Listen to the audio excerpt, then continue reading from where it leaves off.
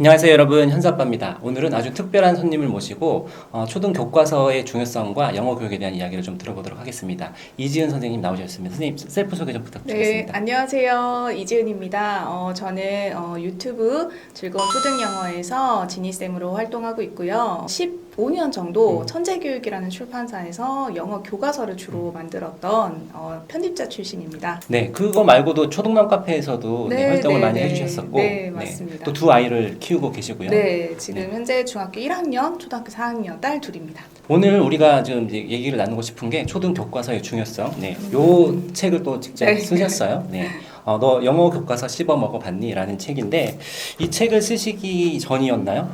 시골로 가신 게? 네, 맞습니다. 제가 코로나가 한참 심했을 때 다니던 회사를 이제 그만두고 아이들과 함께 좀 특별한 경험을 해볼 수 없을까 하는 생각이 들어가지고 한참 공교육을 아이들이 많이 받아야 되는 그 시기였어요. 특히 둘째 같은 경우에는 이제 막 이렇게 학교를 입학을 했는데 입학식도 못하고 막 그런 상황이었어요. 그래서 시골 학교에 가면은 등교를 할 수 있다 그러더라고요. 그래서 이제 큰맘 먹고 내려가게 된 거예요. 네. 그러면 원래 사실 이사 가시기 전에 살던 데는 어디셨어요? 사당동이었어요. 서울요? 네. 서울 사당동에 사셨었고. 네. 가게 된 계기가 코로나인 것도 있었고 또 아이들의 어떤 사교육이나 이런 것도 있었던 건가요? 사실 첫째 같은 경우도 사교육을 제가 많이 시킨 편은 아니었지만 예체능이나 이런 것들을 좀 하고 있었는데 그것도 이제 어차피 다 못하게 된 상황이니 그럼 우리 좀 자연에서 뛰어놀고 그리고 어떤 좀 다른 환경에서 아이들을 좀 키워보고 싶었어요. 그런 경험을 해주고 싶다라고 해서 결심을 하고 간 거였는데 사람들이 다 이제 말렸죠. 그랬을 것 같아요. 큰애가 5학년 2학기였거든요. 저는 그냥 단지 어떻게 보면 코로나를 조금 피하기 위해서 간 거였는데 생각지 못한 아주 큰 수확이 있었습니다. 네, 그 수확이 어떤 건지 되게 궁금한데요.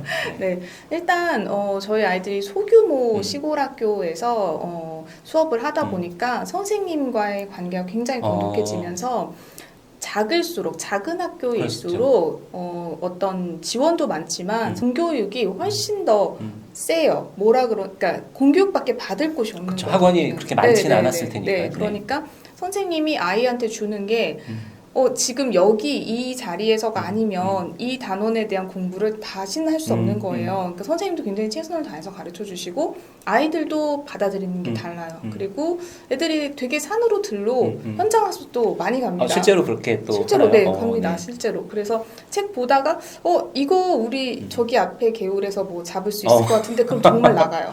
네. 그러면 실제로 또 불편한 점도 있으셨을 거잖아요. 불편한 점도 많았죠. 그 배달이 안 된다는 거. 엄마들 입장에서는 밥하기 싫을 때나 엄마들 입장에서는 좀 불편한 점이 많아요. 시골이다 보니까 뭐 운전도 반드시 하셔야 되고 그리고 배달도 좀 쉽지 않고 그리고 뭐 식재료를 구하는 것도 생각보다 이제 간편식 같은 거 하시기엔 좀 어려운데요. 그럼에도 불구하고 애들한테는 불편한 점이 없었던 것 같아요. 애들한테는? 네. 그리고 지원이 시골 학교는 많아요. 그래서 승마도 배웠고, 오케스트라도 학교에서 다 지원을 해서 했었습니다. 그런 걸 알아보시고 간 거세요? 아니면 그냥 알아보고 갔어요. 다 알아보고 갔어요. 그러니까 모든 시골 지역 학교에서 그러진 않을 거잖아요. 그렇긴 한데요.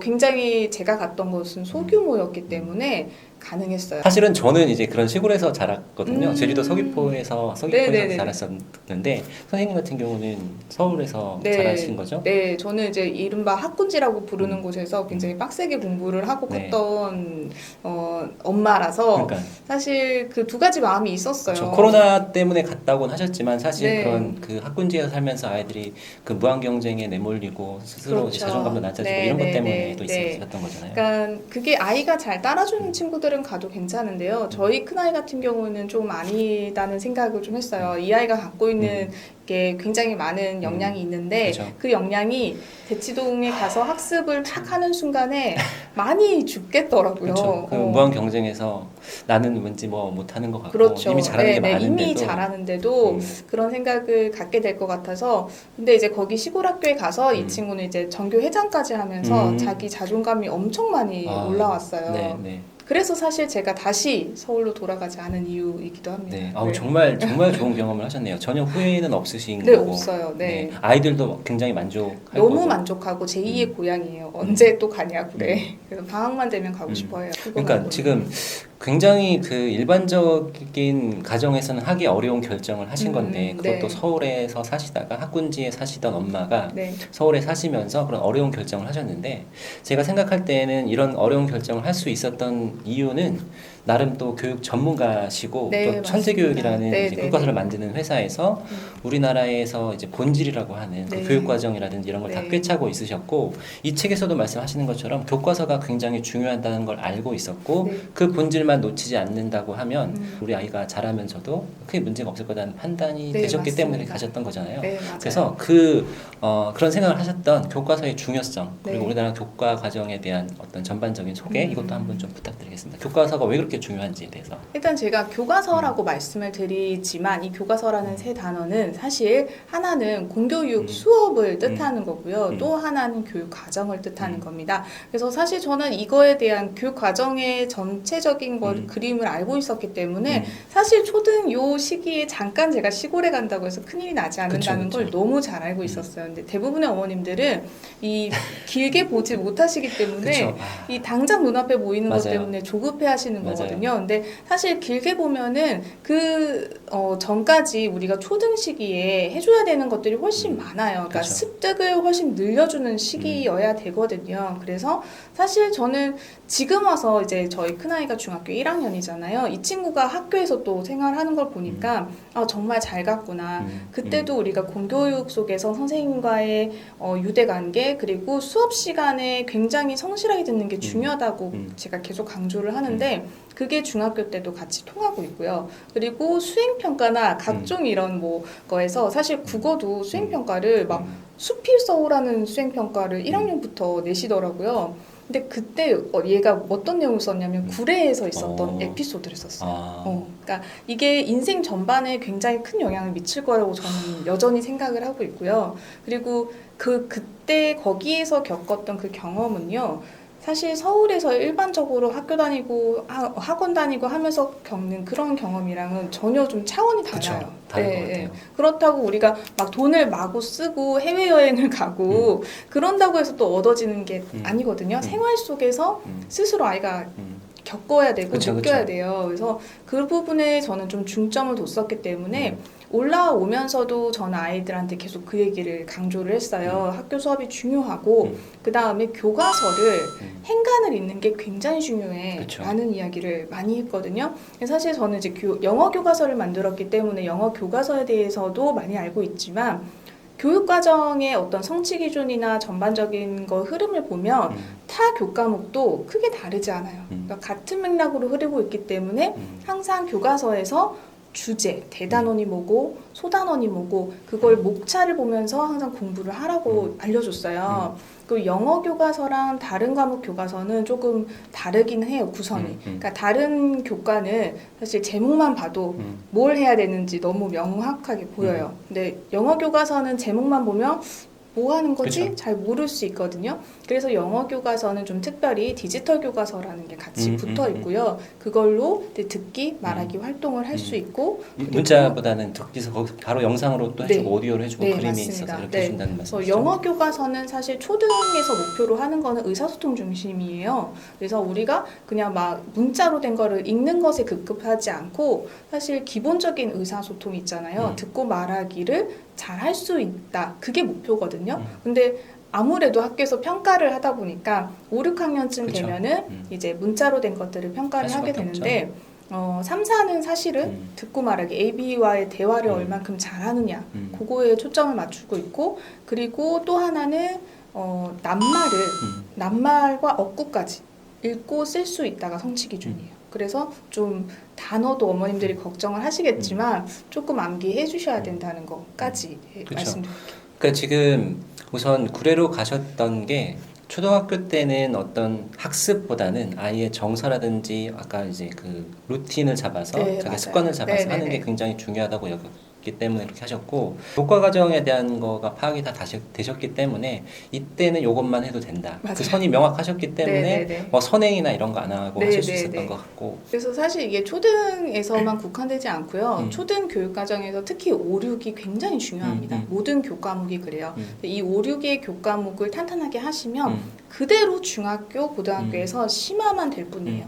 사실 우리 영어도 마찬가지로 문법이 초등 문법은 한정적으로 되게 좁지만 이게 중등과 고등으로 가면서 문장이 복잡해지면서 심화가 되는 거거든요. 그래서 어머님들도 그걸 잘 인지를 하시고 우리가 5, 6에 학교에서 뭐 배우지? 이거 좀 들춰보시는 거 저는 정말 너무 추천드립니다. 그러니까 그거를 이 책에서 설명을 잘 해주셨는데 저도 이 책을 보면서 우리나라의 그 교과과정 구성이 되게 잘 돼 있다는 걸 좀 느꼈어요. 고등학교에서 중점적으로 해야 되는 게 뭔지, 중학교에서 뭘 해야 되는지, 고등학교에서 뭘 해야 되는지가 명확하게 설계가 잘 돼 있고 그게 저는 이제 전 세계적인 교육 흐름이나 이런 걸 봐도 굉장히 잘 맞고 있고 이게 잘 돼 있는데 우리는 너무 그 선행만 하려고 하고 빨리 가려고 하고 그 빨리 가는 게 뭔가 대단히 아이의 능력이 커지는 것처럼 인식이 많이 돼 있는 것 같아요. 너무 선행을 하는 게. 근데 그것도 잘 생각해 보시면요, 우리가 교육 과정 자체가 학교 급의 간극이 되게 커요. 그러니까 초등에서 중등 올라갈 때, 중등에서 고등 올라갈 때 간극이 크기 때문에 그것도 대치동이나 뭐 이런 학군지 같은 데에서는 학원 사교육에서 어떻게 설명을 하냐면 고등 때 이거 해야 되니까 지금부터 땡겨서 해야 돼라는 얘기를 하시거든요. 그래서 이 교육 과정이라는 거를 잘 어머님들이 알고 계시면 땡겨서 할 것과 아닌 것이 무엇인지가 명확하게 보이세요. 보통 이제 학원 뺑뺑이를 돌면 좀 어려운 게 우리가 지금도 아시겠지만 미래 교육에서는 개별화 교육이 굉장히 중요하게 여겨지고 있고 개별화 교육이 된다는 거는 특정 학과나 아니면 특정 학교에 갈 때 그 학과에 맞는 어떤 이 아이의 삶이 중학교, 초등학교, 초등학교, 고등학교 때 어떤 포트폴리오가 있어야 되는 건데 아까 구례에 갔다 왔던 경험 이런 게 굉장히 좋은 포트폴리오가 될 수 있는 건데 똑같은 경험을 하는 친구들은 사실 그 안에서 쓸 게 없거든요. 나만의 것을 만들기가 어려워요. 근데 그 학종도 우리가 학종이라고 쉽게 이야기를 한다라고 하면 그 학생부에 학교 이야기가 들어가면 안 돼요. 그러니까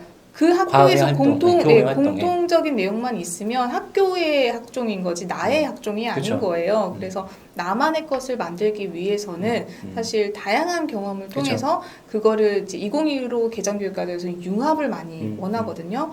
그 융합은 사실 교과목을 융합시킨다고 해서 융합이 되는 것이 아니고 학생 스스로 자기 머릿속에서 융합이 돼야 돼요. 그러려면 자기가 갖고 있는 것이 많아야 되기 때문에 말씀하신 대로 많은 경험, 다양한 경험이 굉장히 중요합니다. 그렇죠. 지금 고교 학점제도 그렇고 이제 전반적인 교육의 방향이 개별화 학습이 된 자기만의 컨텐츠가 있고 자기의 삶을 스스로 개척해 나가고 그거를 얼마나 잘 해왔느냐를 입시에서도 앞으로 점점 더 이제 반영을 할 거라고 하니까 이런 방향이 입시를 놓고 봐서도 이제 틀린 방향은 아니다라는 말씀을 좀 드리겠습니다. 그러면 마지막으로 교과서가 이렇게 중요하다는 것과 관련돼서 엄마들한테 그럼 어떻게 하면 될지에 대해서 말씀을 해주신다면? 우선 저는 교과서를 좀 아이들이 배우고 있는 것들을 확인을 해보시면 좋은데 아이들이 안 가져오죠. 다 사물함에 넣어놓고 안 가져오기 때문에 어머님들은 그 이학습터라는 곳에 들어가셔서 아이의 그 교과서를 다운로드 받으실 수가 있어요. 해당 학년 것만 받을 수 있기 때문에 또 이것도 미리 보고 싶으신 부모님들이 계시더라고요. 그럴 때는 이제 샘플이라고 아이디랑 패스워드를 그렇게 치시고 들어가시면 확인을 하실 수는 있지만 어쨌든 해당 우리 아이가 지금 배우고 있는 거에 교과목을 보실 때는요. 앞에 목차를 좀 보셨으면 좋겠고요. 목차를 보시고 어머님이 알고 계시면 우리 학교에서 매주 주간학습표를 줍니다. 네, 선생님이 항상 주간학습표를 만들어서 주시는데 그것도 많이 놓치세요. 그래서 거기에 시간표에 오늘 뭐 배우는지가 다 나와 있거든요. 그것과 아이의 그 교과서를 좀 비교하셔가지고 제발 한마디만 질문해 주세요. 오늘 배운 것에 대해서 한마디만 질문을 해주시고 뭐 많은 우리가 경험을 하는 것도 좋지만 기본적으로는 학업 역량이 떨어지는 학생을 대학은 뽑지 않거든요. 그렇기 때문에 학업 역량을 어느 정도 키우기 위해서 우리가 사교육을 하는 것이 아니라요. 학교 공교육에서 가르쳐주는 내용을 아이가 흡수만 잘해도 정말 그리고 집에 와서 복습만 잘해도 큰 효과가 있을 거라고 생각하고요. 영어에서는요. 우리 초등학생 그러니까 3, 4학년 같은 경우에는 학교에서 배우는 패턴이 있어요. A와 B의 대화. 그거를 매일 한 10분 정도씩 집에서 입으로 말하도록 좀 도와주시면 좋겠고요. 5, 6학년 같은 경우에는 이제 드디어 글줄이 나옵니다. 그래서 그때는 우리가 문법, 그러니까 글줄이 나왔다는 것 자체가 사실은 어떤 규칙이 있다는 거거든요. 규칙을 조금씩 알아보기 시작하는 시기예요, 그때가. 그래서 그런 부분들을 챙겨주신다라고 하면 사실 공교육 학습만 해도 깊이 있게 하다 보면 시간이 없어요. 정말. 그렇죠. 네, 학원 다닐 시간이 없기 때문에 학원에서 배우는 것들이 좀 더 수준이 높고 우리가 돈을 내고 시키는 거니까 더 우수한 학습이라고 생각하시지 마시고요. 가정에서 아이들이 학교에서 뭐 배우는지 체크하는 거 그것부터 해주시면 좋을 것 같습니다. 엄마표를 하시는 분들이 이제 진짜로 하긴 해야 되잖아요. 입시 영어로. 그 넘어가는 시점에서 어떻게 하는 게 좋을지에 대해서 좀 말씀을 좀 나눴으면 좋겠는데 실질적으로 이 아이들이 이거를 꾸준히 하면 수능까지 도달하는 데는 어렵지 않아요. 그런데 그 중간중간에 있는 우리 중학교 때의 내신, 고등학교 때의 내신 그것 때문에 이제 문법을 해야 되고요. 그 문법을 학습하고 하기 위해 시험용어를 준비하기 위해서는 우리가 그 전에 읽기를 해야 되는 거고 그 단계들 때문에 우리가